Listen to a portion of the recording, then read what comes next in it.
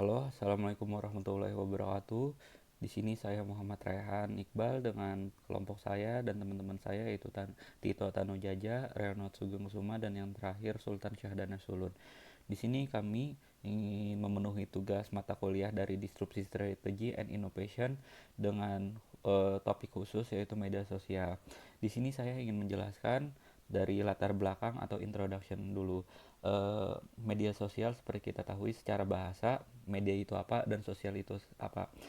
Kita tahu eh, manusia sebagai makhluk sosial yang dimana secara bahasa kata sosial berasal dari kata bahasa Latin yaitu socius yang berarti segala sesuatu yang lahir, tumbuh dan berkembang dalam kehidupan bersama.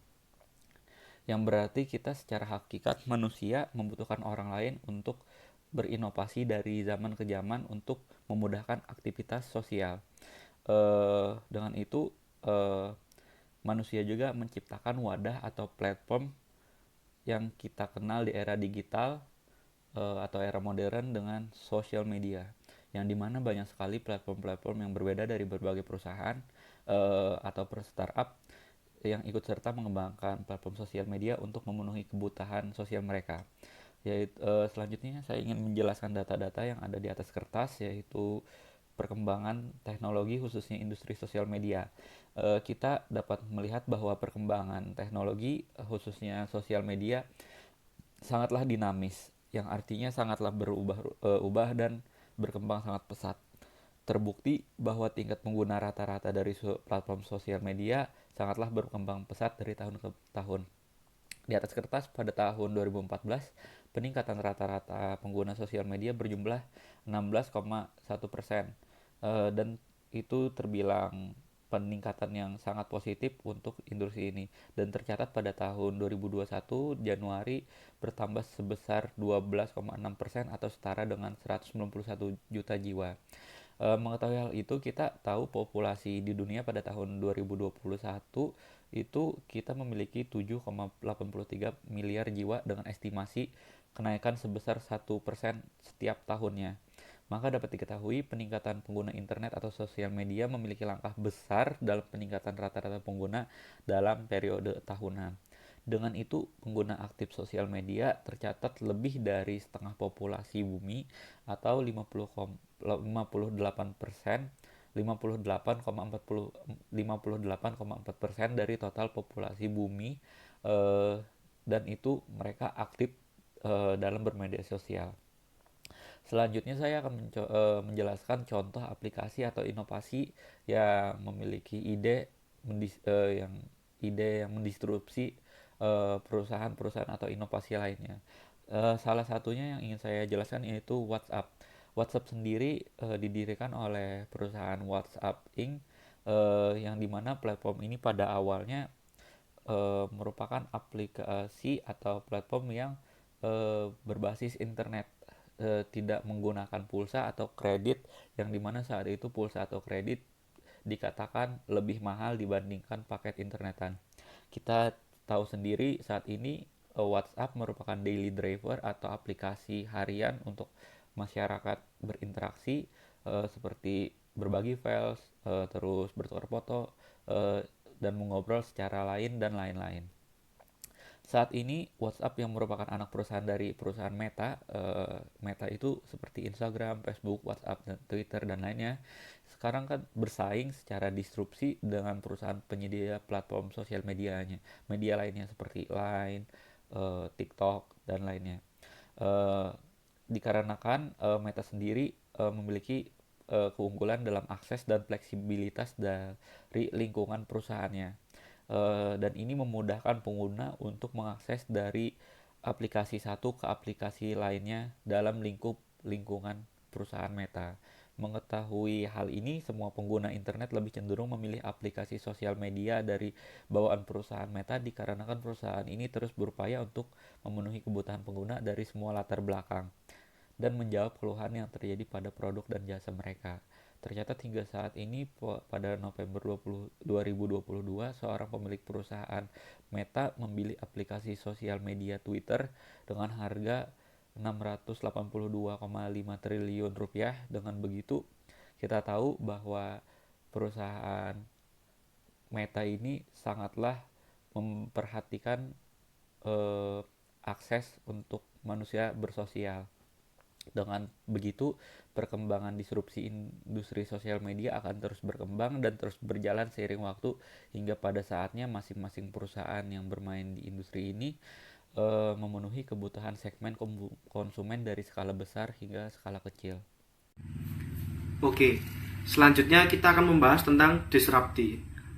Jadi, bisnis yang dulunya pernah jaya dan sukses seakan-akan pada zaman sekarang telah hancur atau bangkrut karena masuknya bisnis disruptor, yaitu contohnya seperti wartel atau yang kita kenal seperti warung telepon. Warung telepon sendiri telah berdiri pada tahun 1984 yang didirikan oleh perusahaan Telkom. Jadi perusahaan wartel atau warung telepon ini pernah eksis atau sangat jaya pada tahun 1990 sampai sebelum masuknya era digitalisasi atau zaman modern. Pada zaman dahulu, orang-orang membutuhkan komunikasi kepada keluarga, kerabat, dan teman, dan lain-lain itu harus melalui telepon jika berbeda daerah atau berbeda kota. Jadi salah satu cara untuk mereka bisa berkomunikasi yaitu dengan menggunakan telepon. Dan pada tahun 1990 sampai mungkin 2010-an, pada zaman itu belum ada smartphone seperti zaman sekarang. Jadi kayak warung telepon dulu itu sangat banyak peminatnya dan juga sangat dibutuhkan pada zaman itu. Dan karena sekarang sudah era digitalisasi dan juga banyak sekali teknologi yang sudah masuk, karena perusahaan Telkom tidak melakukan inovasi terhadap warung telepon ini, maka secara tidak langsung dan perlahan-lahan termakan zaman dan akhirnya tidak bisa mengikuti dan tutup. Berikutnya ada enabling technology. Pada kali ini mungkin saya akan lebih fokus kepada aplikasi WhatsApp. Jadi WhatsApp merupakan sebuah media teknologi yang digunakan oleh masyarakat untuk melakukan komunikasi dengan orang lain, kerabat, keluarga, atau yang lainnya. Dengan menggunakan smartphone yang ada saat ini, teknologi tentu sudah sangat canggih, jadi tidak perlu repot-repot seperti zaman dahulu. Jika ingin mengirim surat, harus ke kantor pos, lalu menunggu beberapa hari atau beberapa minggu untuk sampai di penerima surat. Lalu juga tidak perlu repot jika ingin berkomunikasi secara langsung harus datang ke wartel untuk menyewa wartel. Nah, pada zaman sekarang sudah sangatlah canggih, jadi tidak perlu repot-repot untuk melakukan hal tersebut. Selain itu, WhatsApp sendiri juga sangat mudah diakses dalam kesehariannya dan pengoperasiannya juga gampang. Lalu aplikasi tersebut juga sangat mudah untuk didapatkan, bisa di-download di App Store atau di Play Store, sehingga semua kalangan umur dapat menjangkau dan sangat mudah untuk menggunakannya. Dengan kelebihan tersebutlah yang membuat aplikasi WhatsApp ini dapat dijangkau dengan mudah dan sangat cepat oleh masyarakat secara luas. Lalu berikutnya ada inovatif bisnis model. Nah, model bisnis yang cocok untuk para pelanggan yang belum pernah menggunakan media sosial serta atau untuk pelanggan kelas bawah yang belum bisa untuk menjangkau hal-hal tersebut, maka solusi yang bisa diterapkan adalah dengan melakukan atau memproduksi smartphone dengan harga yang terjangkau. Dengan dilakukannya hal tersebut, maka para masyarakat menengah ke bawah atau kelas bawah itu bisa lebih mudah untuk mempunyai smartphone dan juga bisa memakai aplikasi seperti contohnya WhatsApp untuk melakukan komunikasi dengan orang lain dan kerabat dan lain-lain.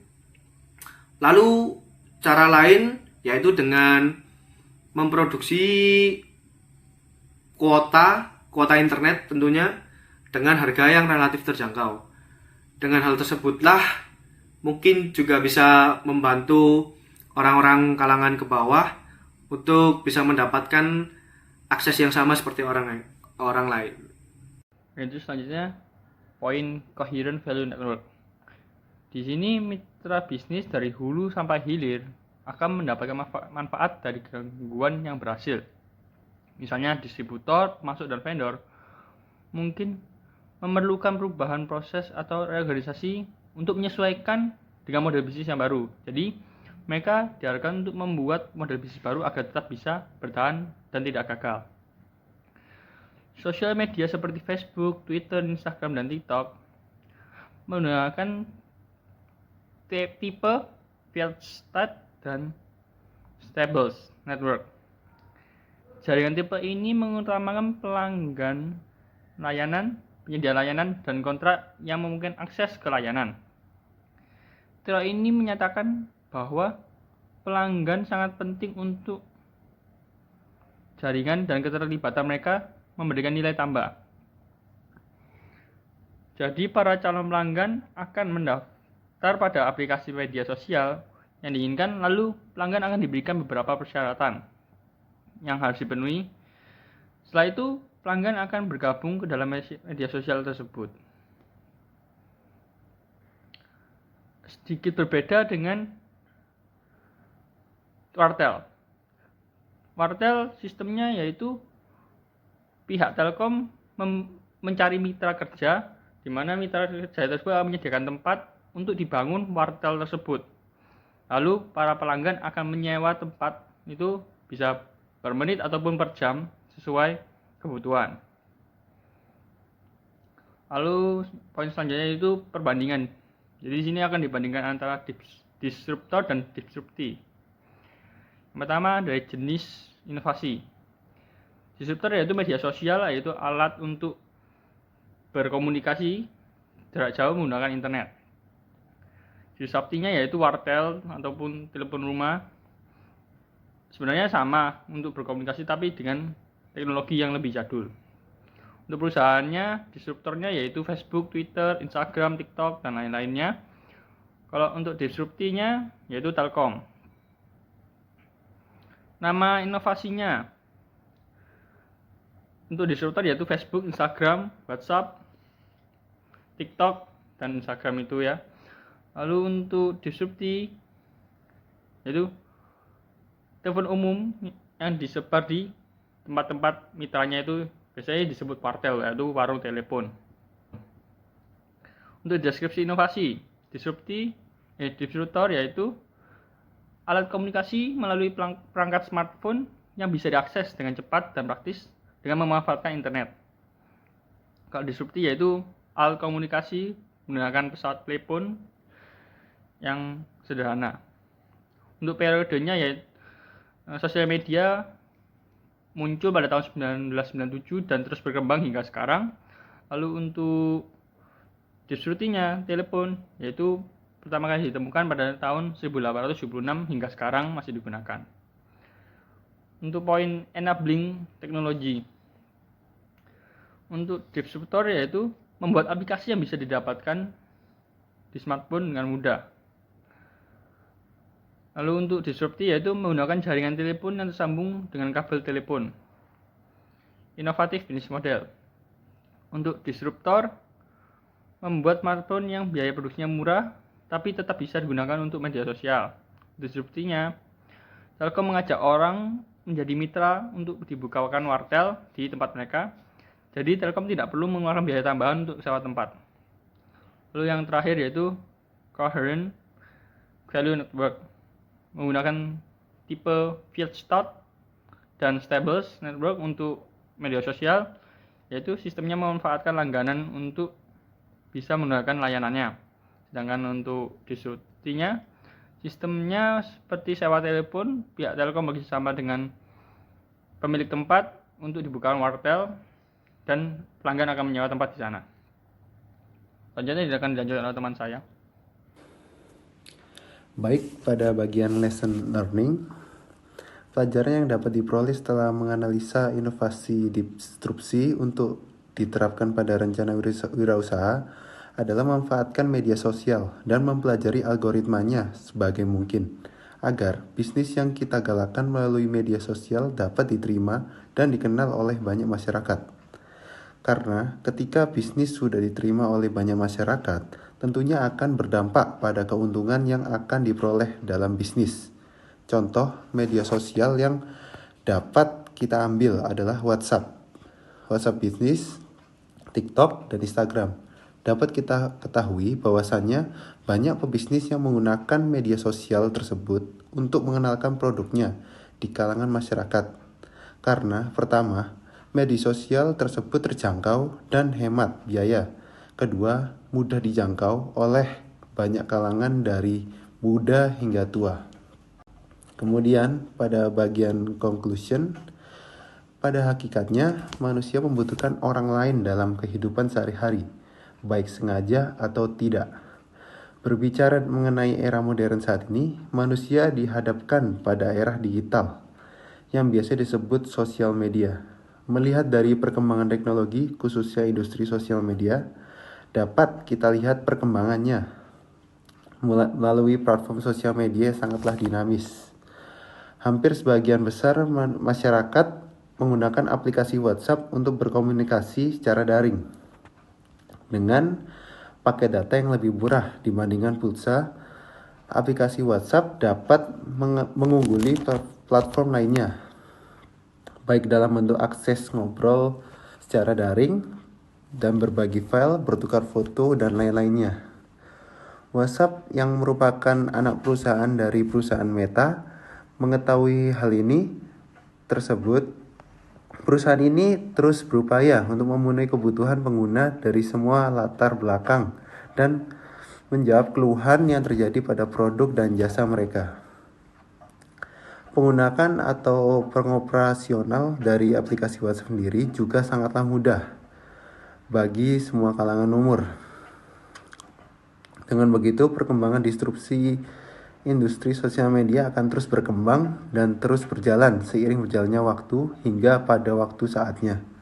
Masing-masing perusahaan yang bermain di industri media sosial ini memenuhi kebutuhan segmen dari skala besar hingga kecil.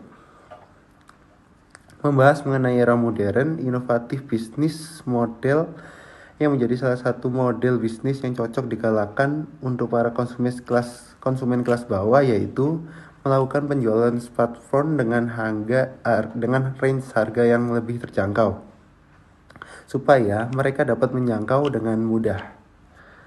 Dengan adanya hal tersebut, tentu masyarakat kalangan bawah dapat dengan mudah menggunakan media sosial, juga seperti orang lainnya. Dalam bisnis, media sosial memiliki peranan penting untuk mencegah terjadi kegagalan. Dapat kita ambil contoh dari tipe flat step and stables network yang mengutamakan pelanggan layanan, penyedia layanan, dan kontrak memungkinkan akses ke layanan. Teori yang menyatakan bahwa pelanggan sangat penting untuk jaringan dan keterlibatan mereka memberikan nilai tambah. Sekian dari kelompok kami. Sekian, terima kasih.